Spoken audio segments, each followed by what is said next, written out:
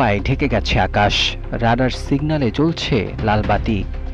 পাকিস্তানের আকাশপথে ঢুকে পড়েছে ভারতের যুদ্ধবিমান রাফাল। মুহূর্তেই পরিস্থিতি বদলে যায়। সামরিক ঘাঁটিগুলোতে বেজে ওঠে হাই অ্যালার্ট। আকাশে উত্তেজনার আগুন, আর মাটিতে নিঃশ্বাস বন্ধ করে রেখেছে পুরো জাতি। পাকিস্তান জুড়ে এই যখন অবস্থা, ঠিক সেই মুহূর্তে ককপিটে বসা এক নারী, স্কোয়াড্রন লিডার আয়েশা, ঠান্ডা মাথায় চোখ রাখলেন স্ক্রিনে। নিখুঁত নিশানা বেঁধে দিলেন কমান্ডো, লক অন টার্গেট। সেকেন্ডের ব্যবধানে পাকিস্তানের আকাশে থেমে যায় ভারতের আধিপত্যের স্বপ্ন। রাফাল বিস্ফোরিত হয় মাঝ আকাশেই। আগুনের গোলায় ছিন্ন ভিন্ন হয়ে পড়ে ভারতের রাফাল যুদ্ধবিমান। পাকিস্তান জুড়ে তখন আনন্দের ঢেউ। কারা বলেছিল যুদ্ধ কেবল পুরুষের খেলা, আয়েশা যেন সেই পুরনো যুক্তিগুলো মুহূর্তেই গুড়িয়ে দিলেন। পাকিস্তানের সামরিক ইতিহাসে তিনি প্রথম নারী যিনি শত্রুর যুদ্ধবিমান ভূপাতিত করলেন। এই ঘটনা যেমন সামরিক সাফল্য, তেমনি তা এক বৈপ্লবিক বার্তা। নারীরা শুধু ঘরেই নয়, দেশের গর্ব হতে পারে।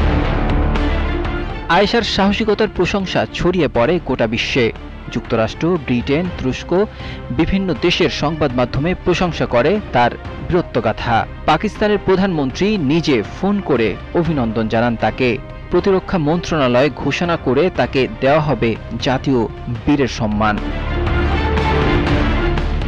বিপরীতে ভারতের মিডিয়ায় তখন হতাশা আর ক্ষোভের ছাপ। 5টি যুদ্ধবিমান হারানোর খবর ছড়িয়ে পড়লে দেশজুড়ে শুরু হয় সমালোচনার ঝড়। পাকিস্তান দাবি করে 3টি রাফাল এবং 2টি সুখোই ও মিগ সিরিজের যুদ্ধবিমান তারা ধ্বংস করেছে। বন্দী করা হয়েছে পাইলটদেরও। সামরিক বিশ্লেষকরা বলছেন এটি কেবল একটি বিমান ধ্বংসের ঘটনা নয়, বরং পুরো যুদ্ধের মোরাল কম্পাস ঘুরিয়ে দিয়েছে এই অপারেশন। আর এই গল্পের কেন্দ্রে রয়েছে নারী স্কোয়াড্রন লিডার আয়েশা। এই আকাশযুদ্ধ প্রমাণ করল যুদ্ধের সাহস, দক্ষতা আর চিতার মতো মনোযোগী আসল অস্ত্র। আর আয়েশা সেই অস্ত্রেই হয়েছেন পাকিস্তানের আকাশরানী। ডেস্ক রিপোর্ট, 21শে টেলিভিশন।